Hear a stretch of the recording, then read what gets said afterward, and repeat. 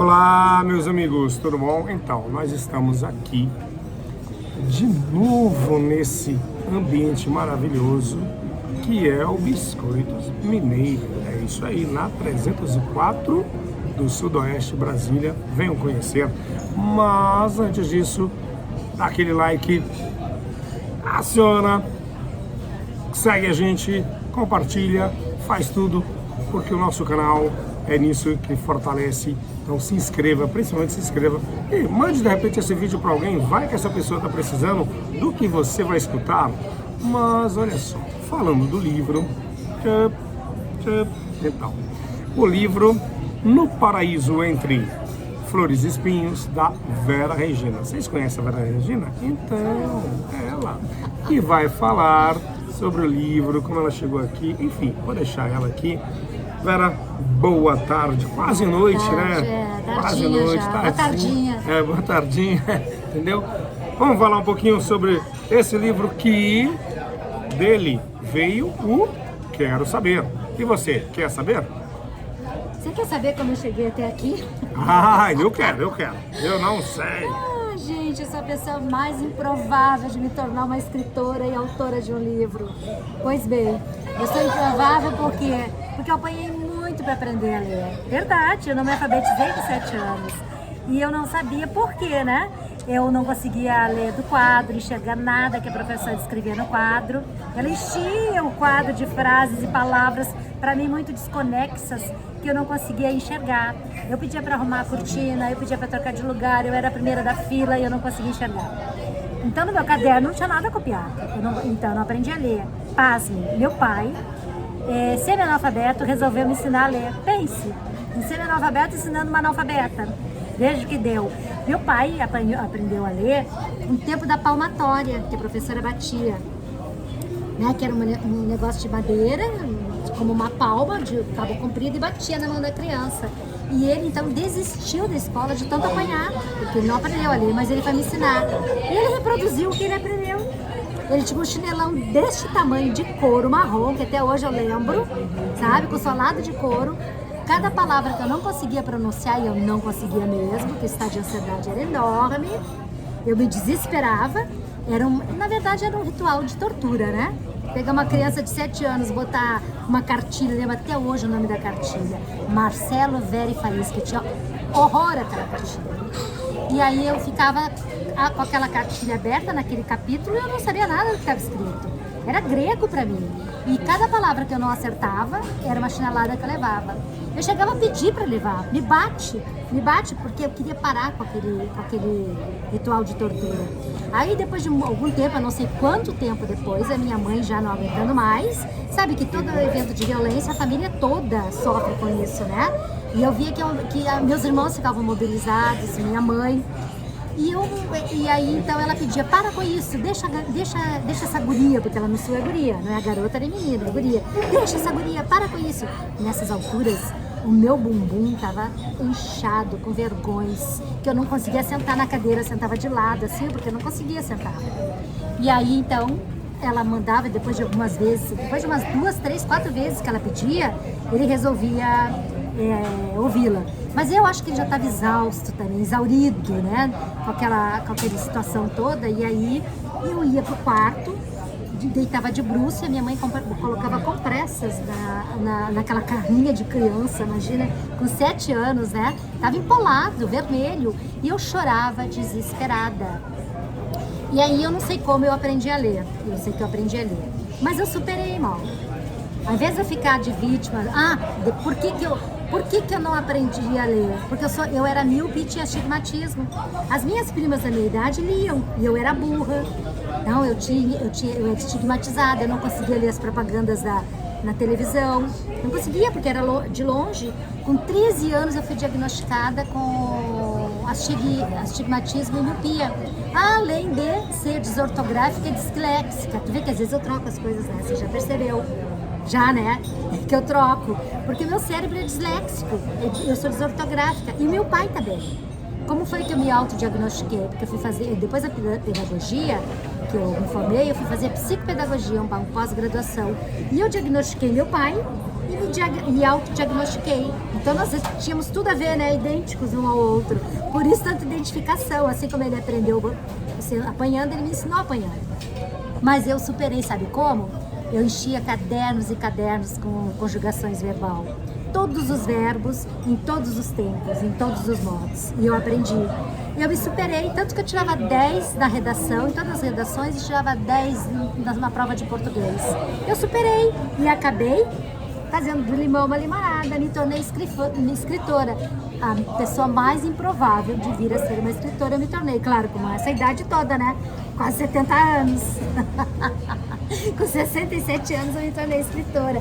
60 anos depois, exatamente. 7 anos eu não sabia ler, com 60 eu já sou escritora. Pense, só levou 60 anos, pouquinho tempo, né? Mas eu fiz muita coisa nesses 60 anos. Não fiquei parada, não. Só uma deixa aqui rapidinho. O Mário Quintana, né? Ele foi uma cartomante. Mário Quintana, que é do Sul também, né? De Alegrete. Ele foi uma cartomante e a cartomante falou pra ele que ele ia fazer sucesso depois de 60. Foi mesmo, é? Sério? Então quando você tiver 60, se prepare. Se prepare. Mas é interessante você falar isso e contar essa história, porque acaba, né, que muitas pessoas realmente acabam tendo essa educação. Os meus pais tiveram também, da palmatória e tudo mais. Eu acabei pegando um pouquinho mesmo, assim, dessa questão. Uma vez uma professora falava pra gente, que era da palmatória pra gente, e ela acabou dando uma ou duas vezes na sala. Você chegou a pegar a palmatória? Pra minha professora, sim. Ela não a geração inteira, claro que era uma coisa esporádica, mas essa professora ela tinha. Ela ameaçava, na verdade. Teve uma vez que ela fez isso. E uma vez a minha mãe fez isso. Também passou por isso, então? A minha mãe fez isso. Mas assim, também por a questão não como o seu caso, de não saber ler ou aprender a ler, mas de às vezes tá cansado de estudar e ela queria que estudasse mais. Aí, às vezes tinha, e às vezes o perguntar e tudo mais não respondia direito e acontecia. Estudar tabuada, mal, decorar tabuada. Meu pai do céu. E aí vai. Mas isso traz traumas, né, na gente, né? Somos seres humanos todos. A gente não está falando eu e Vera, mas muita gente tem e acaba não deixando que a pessoa, exatamente, que a pessoa voe, que a pessoa consiga. E você, dando esse depoimento, é interessante porque você conseguiu fazer algo que estava nos seus planos e seus sonhos, que era o quê? Publicar um livro. Né? E muitas vezes a gente tem, por exemplo, sonhos destruídos, talentos maravilhosos por causa disso, porque o outro ele não acredita ou ele não te dá esse crédito, né, numa questão de apoio disso, daquilo, e às vezes é difícil superar. E eu não sei o caso que eu vou entrar aqui, meio que, né, leigamente falando, mas eu não sei até que ponto o narcisista também não teve esses problemas e acabou virando isso também por um outro problema lá atrás, que às vezes nem veio dele, veio da outra pessoa, que era o pai, a mãe, ou sei lá quem que cuidava, e que transferiu isso para ele. Porque como você falou, do jeito que seu pai aprendeu, ele te ensinou, porque era um ciclo que ele não quebrou. Padrões, né? Exatamente. E que você quebra. Você quebra no ponto de estudar, se diagnosticar seu pai, fazer um livro, né, vivenciar outras coisas, fazer um livro e tudo mais. Isso é quebra de paradigmas.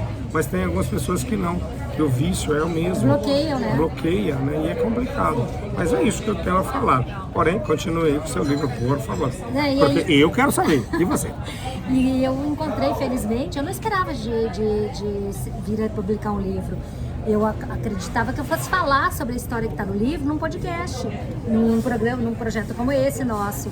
Mas eu tive a felicidade de conhecer a Flávia num curso de podcast que me apresentou a Ana Calmuso, que você conhece, né? A dona da editora História de Sonhos, e ela tornou possível eu vir a ser uma escritora. Ela pegou os meus manuscritos, 51 páginas, e eu entreguei, mandei para ela pelo WhatsApp, por e-mail, e ela foi transformando, foi mandando escrever mais. Agora você precisa escrever mais sobre isso, agora você precisa escrever mais sobre isso, desenvolva mais esse assunto. agora as leis, né? Maria da Penha, as que defende a mulher, e eu acabei fazendo, fechar aqui, e eu acabei fazendo, então, um compêndio, eu acabei fazendo um guia. Não foi só a minha história, o recorte da minha vida em Búzios com meu marido narcisista. Eu acabei fazendo um guia prático sobre o que é, sobre como identificar, que está tudo nesse livro. E esse livro, como desdobramento, é o nosso projeto hoje, quero saber. Então, para minha surpresa, eu tenho até estilo literário, você sabia? Eu tenho até estilo literário, narrativa realista, que é o mesmo estilo literário do Machado de Assis, vejam só. E foi a Ana Causo que me descobriu em tudo isso. A Ana Causo me descobriu, gente. Pense que felicidade. Hoje sou escritora. Quando aos 7 anos eu nem sabia ler. Só que você não precisa esperar 60 anos para vir a ser uma escritora. Hoje nós temos possibilidades inúmeras. Inclusive com essa editora da Ana Causo, que é a editora História de Sonhos. Você pode contatar, a gente, se você quiser, pergunte sobre, que a gente dá o endereço, dá o contato, e você pode vir a ser uma escritora, todo mundo pode. Se eu conseguir, quem mais não consegue, né? E a gente acredita nisso, né, Mauro? Que todos nós conseguimos escrever alguma coisa, que temos isso dentro de nós, que é nato. Que a gente pode vir a fazer aqui, os projetos que tiver na vida, nada nos impede. Você que decide, não é o outro que decide o que vai ser. E você sabe o que vai fazer com aquilo que fizeram com você. Isso que é o mais importante. Não é isso? Exatamente. Então, assim, acreditar nos sonhos, acreditar que a vida, né, tem vida além daquilo que às vezes você está ali naquele cotidiano e que às vezes você não consegue entender, ou às vezes aquilo e tal. Às vezes é só isso, é só um bloqueio que ninguém de repente, né, falou, ou você parou para pensar. E você tem potencial, porque todos temos potenciais, todos nós somos inteligentes, nós só precisamos saber usar, né, da melhor forma possível. Sei que falar é fácil, acontecer não, até porque mudanças são difíceis, né? Imagina, você mudar do dia para a noite, não acontece dessa forma, mas a cada dia, em cada movimento, detalhe, às vezes uma coisa que você, sendo bem sincero, assim, né, um bom dia, uma boa tarde, sendo casado ou não, oi amor, como é que foi seu dia, oi minha filha, oi meu filho. E até aí, o amigo, né? É o próprio como amigo. Como nós mesmos nos damos bom dia, né? Exato. Bom dia, o que vamos fazer hoje, que a gente planeja nosso trabalho. E às vezes até também na questão de ligar para um amigo, ligar para alguém, porque às vezes a gente fica pensando, não sei o que, a vida é isso, a vida é aquilo. Gente, a vida sempre vai ser difícil, ou fácil, não sei, vai depender muito do que você vê, como você vê a vida. Mas uma coisa é certa, como a Vera fez, né, ela mudou muitos paradigmas da vida dela, e nós podemos fazer isso.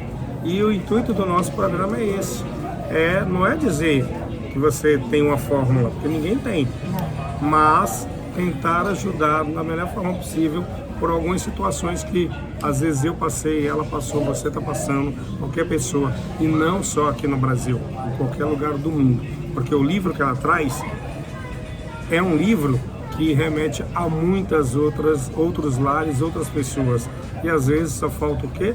A gente conversar sobre isso. E o diálogo é uma das melhores formas da gente ter conhecimento e conviver melhor, porque a gente tem entendimento do que às vezes o que o outro está passando. Porque muitas vezes a gente julga só, a gente não sabe o que o outro está passando. A gente apenas olha e julga. Isso é muito fácil, né? Nossa, a melhor coisa do mundo. Que é outra coisa também, que é melhor... Vera, você sabe qual é o melhor lugar do mundo? Dentro de nós mesmos? Olha pra lá. Dentro de nós mesmos? Aonde? O melhor lugar do mundo é a zona de conforto.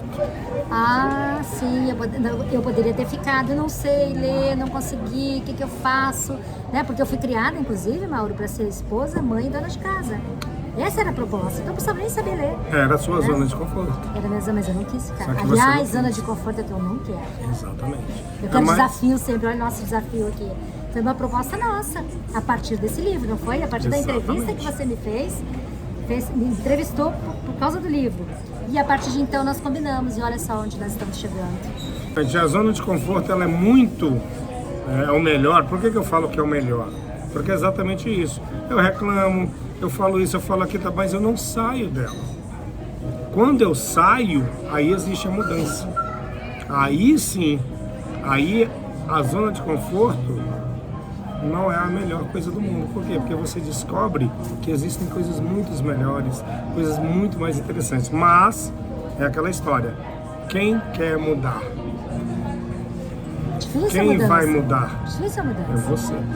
Eu não consigo mudar a Vera, eu não consigo mudar você, se você não quiser mudar. Eu consigo te falar várias coisas lindas, maravilhosas, de frases de Facebook, frases de não sei aonde, de autoajuda.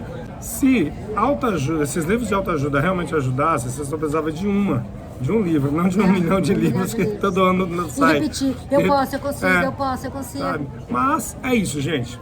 Sem crítica também, né? Não, é sem crítica. Por favor, leia. Até porque o ler o autoajuda. O Mário Quintana falava o seguinte: poeta é aquele que lê classificado de jornal. Não estás falando de classificados nem de jornais, estás falando do ler. Ler sempre. Ler sempre. E se você vai ler um livro de autoajuda, leia, porque você vai estar lendo. E isso é que te ajuda a você ter conhecimento. E dali você vai para outro, e ter nove. Então, quer ler? Sinceridade? Ó. Porque o conhecimento salva a vida, né, Mauro? Porque no momento que uma mulher lê esse livro, ela vai ter nas mãos tudo para identificar se vive com narcisista ou não. E parar de justificar. Não, mas ele é bonzinho. É que nem o alcoolista, quando ele não bebe, ele é maravilhoso. O narcisista, quando não me bate, quando não me xinga, ele é maravilhoso. Não, ele não é maravilhoso, ele é aquilo ali. Ele só fica bonzinho quando você começa a querer sair fora da relação, aí ele fica bonzinho para te enganar. Se você ler esse livro, você vai ter conhecimento a respeito do que você passa e vai poder romper com segurança. É isso aí. Quero saber. E é isso, galera. Obrigado mesmo. Obrigada. E estamos aí. Quero saber com vocês sempre. Tchau, tchau. Tchau, tchau.